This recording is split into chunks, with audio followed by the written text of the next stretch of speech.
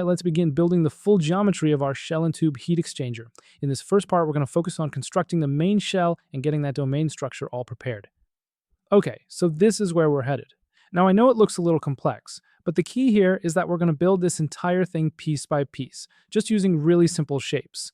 The real magic happens in how we put them all together to get this final functional structure. So, first things first, let's construct the main shell. We'll start by creating the basic building blocks, the cylinders and spheres that are going to form the foundation of our heat exchanger. Okay, before we even start drawing, we need to set our units. So go ahead and select Geometry 1 in the Model Builder. Over in the Settings, find the Unit section, and let's change that length unit to millimeters. This is super important because it ensures all of our dimensions are going to match a realistic engineering scale. Alright, time for our first piece. Go up to the Geometry toolbar and click the cylinder icon. We're going to set the radius to 100 and the height to 500. And make sure the axis type is set to the x-axis. Go ahead and click Build Selected. This is the main outer shell of our heat exchanger. Okay, let's add another cylinder. Click that icon again. This time set the radius to 50, height to 750, and we're going to position it at an x of -125. Keep the axis type on x-axis. Now, when you build this, you'll see how it extends the geometry. This is going to properly define our inlet and outlet flow regions down the line. Next up, we need a sphere. So click the sphere icon, set the radius to 100, and just click Build Selected. Okay, let's do that one more time. Click the sphere icon again, same radius of 100, but this time, let's position it at x equals 500. Click Build, and there we go. See what we just did? These two spheres are going to create much smoother transitions for the inlet and outlet. It's a really neat trick for getting more realistic flow. Alright, let's add another cylinder. Set the radius to 45, height to 132.5, and position it at x equals 50 and z equals -132.5. Go ahead and build it. Now for a little time saver. Instead of making a whole new cylinder, just right-click on cylinder 3 and select Duplicate. Now select that new cylinder 4, and all you have to do is change the position. Let's modify x to 450 and z to 0. Quick build, and there you have it. These elements are starting to create that internal structure we need. Okay, so right now we've got a bunch of separate shapes just kind of floating there. The next crucial step is to merge them all into a single unified object. Let's get into it. So, the operation we're about to use is called a Boolean union. Basically, it's a way to merge multiple shapes into one single continuous object. Think of it like you're digitally welding all these parts together. Okay, let's do it. Go to Booleans and Partitions and choose Union. A little shortcut here, just click in the graphics window and hit Ctrl-A to select everything. Now this next part is really important. In the settings, make sure you uncheck Keep Interior Boundaries. We want to get rid of any inside walls. Okay, click Build Selected, and just like that, all those individual shapes are now merged into one single continuous geometry. So we've got our unified shell. Now, we need to partition it. We're essentially going to slice up the inside of the shell to create different zones where we'll apply our physics later on. To do this slicing, we're going to create some tool objects. Let's start by clicking the block icon. Set the width to 500, depth to 300, and height to 300. And let's position it at y equals -150 and z equals -150. Now check this out. Expand the layer section. Check right, uncheck bottom, and then in the table, set all 4 layer thicknesses to 100. Go ahead and build it. This block is going to act as our first tool for defining those layered internal regions. Okay, we need one more tool. Click the block icon again. This one will have a width of 500, depth of 300, and a height of 65. Position it at y equals -150 and z equals -32.5. Click Build Selected. Alright, time to make the cut. Go to Booleans and find Partition Objects. For the objects to partition, select our main shell, which is Uni1. Then you'll need to activate the Tool Object selection box. Once that's active, select the 2 blocks we just created. This final step partitions the domain into all the different regions we'll need for assigning physics later on. The main shell and its internal structure are now completely defined. So, what's next? Well, in the next explainer, we'll build the tube bundle that fits right inside this structure. In this part, we're picking up right where we left off. We're going to continue by creating the tube bundle and finalizing the geometry for our shell and tube heat exchanger. First, we'll lay out the 2D cross-section for our tube bundle. Next, we'll extrude that into a full 3D structure. And to wrap it all up, we'll do the last few steps to finalize the geometry. So let's get right into it. Our first task is to create the pattern for all the tubes. We're going to do this in 2D on something called a work plane before we give it any depth. First, in the geometry toolbar, go ahead and click on Work Plane. Then, in the settings window that pops up, find the section called Plane Definition. From the plane list there, choose the YZ plane. This basically sets up our 2D drawing surface. Now, let's draw our very first circle. In the Work Plane toolbar, click on Circle. In the settings for that circle, for the radius, type in 7.5. Next, down in the Position section, for the XD field, type -75, and for the YD field, type -43.5. This one little circle is the seed for our entire tube pattern.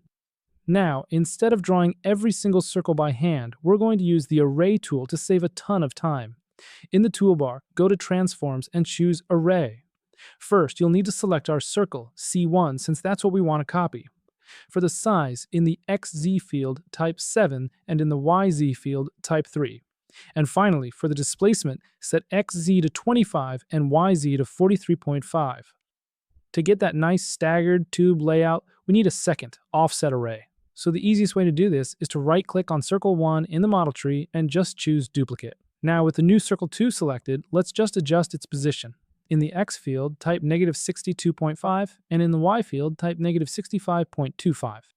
Okay, let's create the second array using this new circle. Once again, go to Transforms and click Array. Make sure Circle 2 is selected as the input object this time. For the size, set the XW value to 6 and the YW value to 4. The displacement values are the same as before, 25 for XW and 43.5 for YW. Now go ahead and click Build Selected. And there you have it. You should now see two overlapping grids of circles on your screen. This staggered pattern is exactly what we want. It's a really efficient layout for heat transfer. Just take a quick second to make sure your screen matches this. So our Array tool created a rectangular pattern, but we need to trim the corners to fit our circular shell. In the toolbar, click Delete. Now, we're going to select the 8 outer corner circles. From the first array, that's R111, R113, R171, and R173. From the second array, select R211, R214, R261, and R264. With all 8 of those selected, just click Build Selected, and they're gone. 8. Our 2D layout is complete. We're moving on to the next section, where we turn this flat drawing into our final 3D model. We're about to give these circles some length and make them into actual tubes. This next step is really simple. In the Model Builder tree, find your Work Plane node, right-click on it, and select Extrude. In the settings, the only thing you need to change is the distance. Just type 500 into that field, then click Build Selected. And just like that, our flat sketch has become a 3-dimensional tube bundle. You can rotate the view around a little to check it out. We've just created the core internal geometry of our heat exchanger. All right, now for a clever little step to help shape the shell. We're going to use a block as a cutting tool. In the geometry toolbar, click Block. For the size, set the width to 1 and make sure you include those unit brackets. Set the depth to 150 and the height to 400. For its position, set X to -200, Y to -150, and Z to -200. And then click Build Selected. So this big block is just temporary. We're going to use it to cut away a section of our main shell, which will create a symmetry plane. In the toolbar, go to Booleans and Partitions and choose Difference. In the Objects to Add selection box, select the main shell components, ext1 and par1. Now, activate the Objects to Subtract selection and choose that block we just created. Click Build Selected, and you'll see it slice our model perfectly in half. We are almost there. In this final section, we're going to perform what's called a virtual operation. This is a crucial step that simplifies the geometry, which will help us get a really good quality mesh when we get to the simulation part. Okay, in the geometry toolbar, go to Virtual Operations and choose Ignore Faces. Now, to make selecting these next parts way easier, click the Wireframe Rendering button in the Graphics toolbar. This lets you see through the model. Now, carefully select all of the internal rectangular faces where the baffles and the tubes intersect. This basically tells COMSOL to ignore these small edges during meshing. Once you have them all selected, click Build Selected. And that's it. That was the last geometry operation. All that's left is to give our model one final inspection to make sure everything looks right.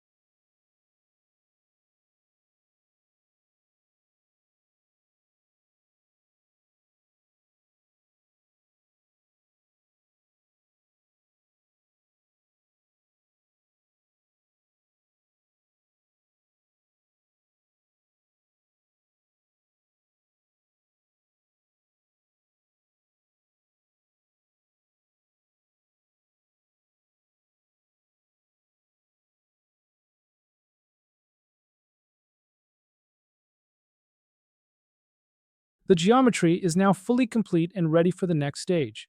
We've successfully modeled all the physical components of our heat exchanger. So, our model is built. What's next? Well, the next step is setting up the physics and running the simulation to see this thing in action.